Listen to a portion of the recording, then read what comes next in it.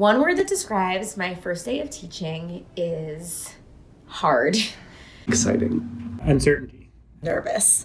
I didn't necessarily know what to expect. I was excited about the opportunity to do it, but a little uncertain about what that first day was actually going to look like.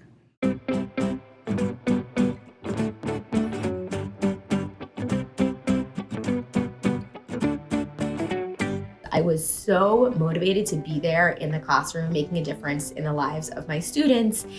And despite having a master's degree and knowing so much about what it means to be a good teacher, I didn't actually know how to be a good teacher. I had a tough time acclimating to everything in the teaching profession. It was really hard. I remember calling my family, especially during those first couple of weeks, and saying that I wanted to quit, but I couldn't quit because I didn't want to let myself down, let my family down, let my students down. But I remember just really struggling and not really knowing how to turn it around on my own. Policies and procedures to hold within the classroom were difficult, and managing a really, really large teacher load. So I had about 230 students or something, and so it was a lot to take care of. When I called friends and family to catch up, I would tell them that teaching was so much more work than I thought it would be, and that there was just so much more put into it than what I'd seen when I was a student. The way that I would describe it is, say, it's by far the most challenging thing that I've ever done, but at the same time, it's by far the most rewarding thing I've ever done. So curriculum was the hardest challenge. I taught Algebra 1, Algebra 2, and Geometry, all standard courses that are taught many, many times each year and for many, many years in the past. And so I would have expected to have had some kind of base curriculum that is rigorous and culturally relevant. Coming in to that position, we were not standardized. So students who had different teachers had different experiences. And I didn't think that was a reasonable thing to continue. I spent so much of my time doing lesson plans and sort of writing those lesson plans, and not a lot of time, or as much time as I would have liked, this is how to teach that particular lesson plan. I didn't often collaborate as much as I would have liked with the content teachers that I was teaching with, my other math teachers. And in fact, there was one of the math teachers in our school, 100% of her kids would pass that algebra exam every single year. She was remarkably talented and amazing. And I felt like the amount of time I had to learn with her was actually pretty minimal. The thing that helped me learn and improve the most was being able to go in and observe my colleagues. And I would go and use my time to go in and see what they were doing, and then go back into my own classroom and try to replicate that. If there was a way that my school could have given me that time and actually helped me figure out who were the right teachers to be observing, getting more people to come in and observe me and give me feedback, I still would have had a lot to learn, but I think it would have helped me get there a lot faster.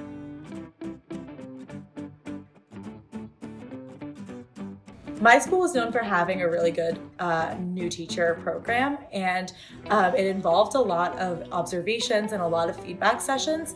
And at one point during my first year, my instructional coach co-taught with me, and it was amazing. It was the best development and the best sheltering that I had experienced, because it was so awesome to see what she could do with my students and my curriculum and my lesson plan that I at that point was not able to do. And I only wish that I'd had more of that.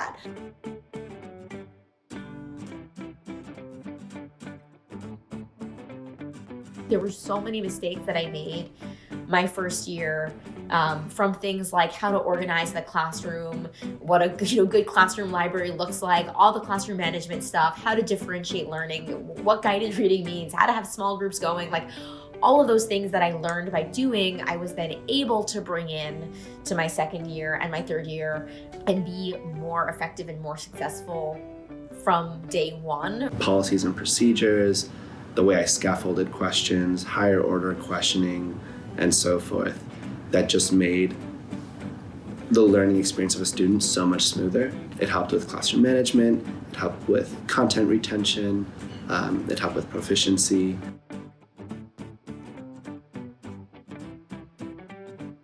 Structure that I think would be fundamental to the new teacher experience would be non-evaluative feedback. I think it'd be really important for that teacher to grow, and I think that teacher wants to grow. Students who face a lot of trauma would be better served by teachers who have smaller, lower caseloads, less work to do, and also have greater opportunities for professional development so that they can better understand what their student needs are and how to meet them.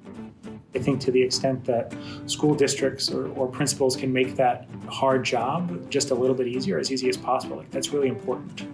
And I think one of the ways that folks can do that is to make sure that, teachers feel supported and to provide them with the right materials to be successful, to provide them with the right professional learning to be successful, to provide them with the right structures or time to be successful, and making that a little bit simpler through a supportive way, I think can really make a world of a difference.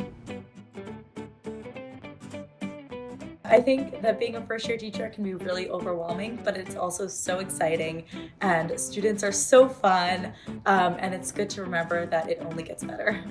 It is going to be hard, but it doesn't have to be an uphill battle that you are doing alone. It doesn't have to be the case where your first year is a learning year for you, but not for your kids.